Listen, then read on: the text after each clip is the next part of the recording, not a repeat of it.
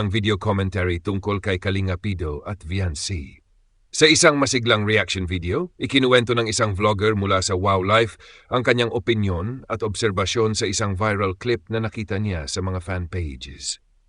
Ang tampok sa video ay si Kalinga Pido, na talaga namang kapansin-pansin sa kanyang formal na kasuotan, maporma, presentable, at mukhang handa para sa isang espesyal na okasyon.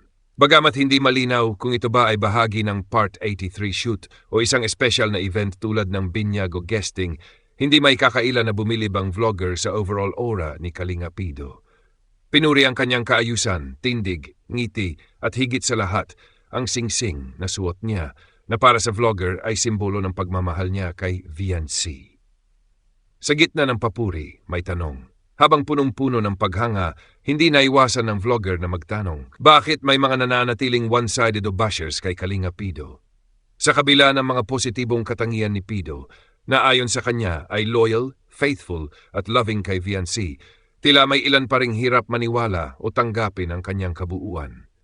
Sinabi niya na marahil ay namin misunderstood si Pido ng iba at ang iba'y mabilis humusga ng walang sapat na ebidensya. Pero ayon sa kanya, dapat ay mas pahalagahan kung anong pinapakita ni Pido sa kasalukuyan. What you see is what you get. Tungkol sa pagmamahalan. Buong-buo ang paniniwala ng vlogger na EDZ, Kalinga Pido at Viancy ay totoo at matibay ang relasyon.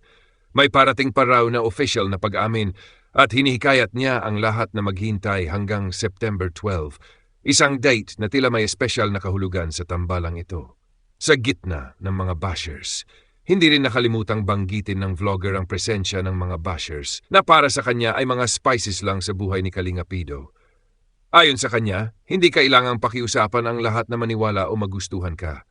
Ang mahalaga ay alam mo sa sarili mong wala kang tinatapakan, masaya ka at totoo ka. Mensahe sa mga fans. Ang mensahe ng vlogger ay malinaw. Basta masaya si Kalinga Pido at Viancy, yun ang mahalaga.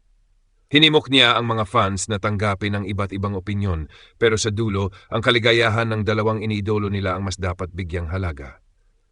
Pahabol na katanungan. Sa huli, biniro niya ang outfit ni Kalinga Pido. Ito ba ay long sleeves o simpleng formal na damit? Ano ba talaga ang ganap? Isa lang ang tiyak, pogi at masaya si Kalinga Pido. Buod. Isang masiglang reaksyon at suporta para kay Kalinga Pido ang laman ng video. Sa kabila ng mga bashers at one-sided critics, nananatiling positibo ang vlogger at naniniwalang matatag ang pagmamahalan ni Kalinga Pido at Viancy.